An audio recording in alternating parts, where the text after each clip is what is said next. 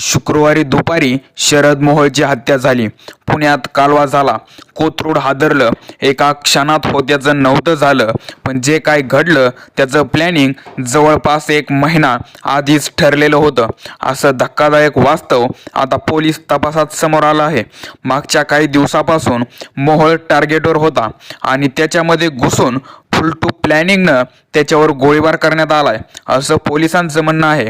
आता ते प्लॅनिंग कसं झालं, ज्यांच्यावर विश्वास ठेवला त्यांनीच कसं मोहोळला संपवलं, याचा घेतलेला हा थोडक्यात आढावा. पुणे शहरात पुन्हा एकदा गुन्हेगारीनं डोकं वर काढलंय. कुख्यात गुंड शरद मोहोळची भर दिवसा गोळ्या घालून हत्या करण्यात आली. त्याच्या हत्येप्रकरणी पोलिसांनी 8 आरोपींना अटक केली. त्यापैकी काही जणांना शिरवळमधून उचलण्यात आलंय. तर हत्या प्रकरणातला मुख्य आरोपी म्हणून साहिल उर्फ मुन्ना पोळेकरचं नाव समोर आलंय, अशी माहिती पोलिसांनी दिली. दरम्यान आर्थिक वाद आणि जमिनीच्या वादातून मोहोळची हत्या झाल्याचं प्राथमिक चौकशीत समोर आले. कोथरूडच्या सुतारदरा परिसरात मोहोळची हत्या झाल्यानंतर पुणे पुन्हा एकदा गँगवरच्या उंबरठ्यावर येऊन उभा राहिलंय का, असा प्रश्न पुण्याचे सामान्य नागरिक विचारत आहेत. दरम्यान आता तपासानंतर मिळालेल्या प्राथमिक माहितीनुसार घटनेची सुरुवात नेमकं कशी आणि कधी झाली ते थोडक्यात जाणून घेऊ. तर बघा, मागच्या 1 महिन्यापासून शरद मोहोळचे मारेकरी हे मोहोळचे साथीदार म्हणून त्याच्या टोळीत काम करण्यासाठी सामील झाले होते, असं कळतंय. मागच्या काही दिवसात आम्ही तुमच्या सोबत आहोत असं दाखवून त्या मारेकरांनी शरद मोहोळ यांचा विश्वास संपादन केला. त्यापैकी साहिल पोळेकर हा तर हत्येच्या काही वेळ आधी शरद मोहोळच्या घरी त्याच्या लग्नाचा वाढदिवस साजरा करण्यात देखील सहभागी होता. पण मनातून ते सगळे मारेकरी शरद मोहोळवर नाराज होते. आता नाराज का, तर विठ्ठल गांडले सोबत शरद मोहोळची मुळशी तालुक्यातील जुनी भांडणं होती.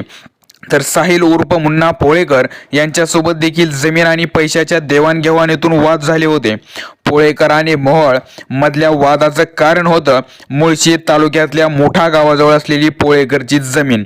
त्या जमिनीच्या खरेदी विक्रीवरून दोघांच्यात राडा झाला होता. त्या प्रसंगी महिन्याभरापूर्वी शरद मोहोळनं मुन्ना पोळेकरला बोलावून मारहाण केली होती, असं बोललं जातंय. आणि त्याचाच राग पोळेकर आणि विठ्ठल या दोघांच्या मनात धुमसत होता. त्यामुळे त्यांनी साधारण महिन्याभरापूर्वी शरद मोहोळच्या हत्येची योजना आखली होती आणि पुढे अतिशय थंड डोक्यानं ती अंमलात देखील आणली. पण आता या प्रकरणी नवीनच माहिती समोर आली की मोहोळची हत्या वर्चस्व वादातून झाली. मुन्ना पोळेकर हे फक्त बिग प्लॅनिंग मधलं प्यादं आहे. कारण साधारण महिन्याभरापूर्वीच नामदेव कानगुडे उर्फ मामा या व्यक्तीने अतिशय नियोजनबद्धरित्या पोळेकर सह 2 जणांना मोहोळच्या टोळीत घुसवलं होतं, अशी माहिती पोलिसांना मिळाल्याचं कळतंय. त्यामुळे कानगुडे तर या हत्येचा मास्टर माइंड नाही ना, अशी शंका उपस्थित करण्यात येते. कारण कानगुडे त्याची स्वतंत्र टोळी चालवत होता का, याबद्दलचा तपास सुरू आहे. आता ते प्लॅनिंग नेमकं कसं झालंय याची माहिती देताना स्थानिक पोलीस सांगतात की काल शरद मोहोळच्या लग्नाचा वाढदिवस होता आणि तशा संधीची मारेकरी वाट पाहत होते. दरम्यान जेव्हा त्याच्या कार्यालयातून घराकडे जाण्यासाठी शरद मोहोळ बाहेर पडला, तेव्हा त्याचे साथीदार सुद्धा त्याच्या सोबत बाहेर पडले. विठ्ठल गांडले, नितीन कानगुडे आणि साहिल पोळेकर हे त्याचे साथीदार बॉडीगार्ड म्हणून त्याच्या सोबतच चालायला लागले. सुतारदरा भागातून बाहेर पडलेला शरद मोहोळ काही पावले चालला, तोच त्याच्या साथीदारांनी त्याच्यावर गोळ्या झाडायला सुरुवात केली.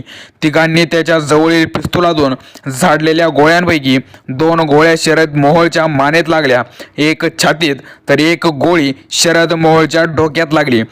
काही काळाच्या आत पुण्याचा गुन्हेगारी विश्वात गेली 1.5 दशक दहशत असलेला शरद मोहोळ रक्ताच्या थारोळ्यात पडलेला दिसला. बातमी कळल्यानंतर सबंध पोत कोथरूड हादरलं गेलं. गोळीबारानंतर मोहोळला लगेचच जवळच्या सह्याद्री हॉस्पिटलमध्ये दाखल करण्यात आलं. मात्र प्रकृती गंभीर असल्यानं त्याला ससून हॉस्पिटलमध्ये नेण्यात आलं, पण उपचार सुरू असताना त्याचा मृत्यू झाला. दुसऱ्या बाजूला शरद मोहोळवर गोळ्या झाडणारे 3 मारीकरी सुतारदरा भागातून पळाले. त्यांचे आणखी 4 साथीदार त्यांच्यासाठी एक स्विफ्ट कार आणि एक XUV गाडी घेऊन हजर होते. पुणे बेंगलोर राष्ट्रीय महामार्गावरून या 8 जणांनी सातारच्या दिशेने वाहनातून पळायचं ठरवलं होतं. मात्र त्यांच्या गाड्यांचे नंबर ट्रेस करून पुणे पोलिसांनी लगेचच पाठलाग सुरू केला आणि शिरवळ जवळ पाठलाग करून 8 जणांना अटक केली. त्यामध्ये 2 वकील सुद्धा होते असं पोलिसांनी सांगितलं. आता ते वकील नेमकं कोण होते आणि ते त्या मारेकरांसोबत काय करत होते, त्याचा घटनेत काही रोल होता का, त्याबद्दल आता पोलीस अधिकचा तपास करत आहेत. दरम्यान आरोपीकडून 3 पिस्तुलं जप्त करण्यात आलेली आहेत. दरम्यान मुठा खोऱ्यातील गुन्हेगारी वर्चस्ववादातून हा खून झाला असल्याचं आरोपींच्या प्राथमिक तपासातून समोर आलंय. तर एकूण असा सगळा घटनाक्रम सध्या पोलीस तपासात उघड झालाय. पण येत्या काळात त्या प्रकरणी अजून काही ट्विस्ट नाही ना, म्हणजेच हत्येला काही राजकीय अँगल आहे का, या दृष्टीने ही तपास चालू असल्याचं सूत्रांकडून कळतंय.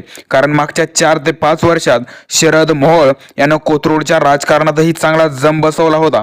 असो, पण तुमचं संबंधित घटनेबद्दल नेमकं मत काय आहे? फक्त वर्चस्ववाद की जुन्या दुश्मनीचा मोहोळचा घात, की त्याचा का राजकीय वावर कोणाच्या डोळ्यात खुपला? कमेंट करून नक्की सांगा. जर हा व्हिडिओ आवडला असेल तर लाईक करा आणि शेअर करा. सोबतच आपलं चॅनल सबस्क्राईब करा.